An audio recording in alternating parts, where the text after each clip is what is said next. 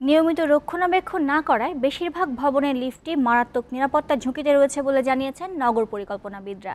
তারা বলছেন, এখনই কার্যকর ব্যবস্থা না নিলে ভয়াবহ দুর্ঘটনার আশঙ্কা রয়েছে।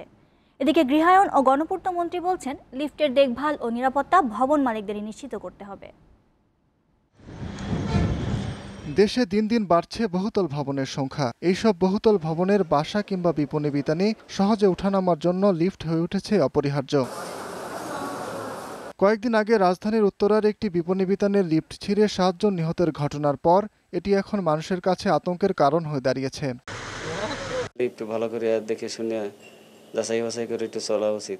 লিফটে যে দুর্ঘটনা ঘটতেছে ইদানিং, যার কারণে এখন লিফটে উঠতে অনেক ভয় লাগতেছে। খোঁজ নিয়ে জানা গেছে, সরকারের মূল চালিকা শক্তি বাংলাদেশ সচিবালয়ের 21টি লিফটের মধ্যে 19টি ঝুঁকিপূর্ণ। আর এগুলোতে চড়েই প্রতিদিন ওঠানামা করছেন মন্ত্রী, প্রতিমন্ত্রী, সচিব সহ প্রশাসনিক কর্মকর্তারা। ব্যক্তিগত প্রতিষ্ঠানের পাশাপাশি নিরাপত্তা ঝুঁকিতে রয়েছে সরকারের অন্যান্য অফিস, আদালত, হাসপাতাল সহ বহু প্রতিষ্ঠানের লিফট। নগর পরিকল্পনাবিদ মোবাশ্বের হোসেন বলেন, লিফট বহুতল ভবনে ওঠানামার জন্য অপরিহার্য হলেও একবার স্থাপনের পর রক্ষণাবেক্ষণের অর্থ ব্যয় করতে চান না ভবন সংশ্লিষ্টরা। গাড়িগুলি ব্যবহার উপযোগী কিনা তার ভিত্তিতে গাড়িটি রাস্তায় নামাতে দেয়, কিন্তু গাড়ির চেয়েও ডেঞ্জারাস অবস্থা এখন কিন্তু আমরা লিফটে চলে আসছি। সেই লিফটের ইনস্টলেশনের পর থেকে কেউই সার্টিফাই করে না যেটাই ব্যবহার উপযোগী লিফট। নিয়মিত প্রতি মাসে এই লিফটগুলি যদি মেনটেনেন্স করা হয় তাহলে দুর্ঘটনা হওয়ার সম্ভাবনা একেবারেই নাই। মধ্যবর্তী বিল্ডিং কোড। রাজধানী উন্নয়ন কর্তৃপক্ষ রাজুকের সাবেক প্রধান প্রকৌশলী নগর পরিকল্পনাবিদ এমদাদুল ইসলাম বলেন, লিফট ব্যবহার উপযোগী কিনা তা দেখভালের জন্য সরকারের বিশেষ মনিটরিং টিম গঠন জরুরি।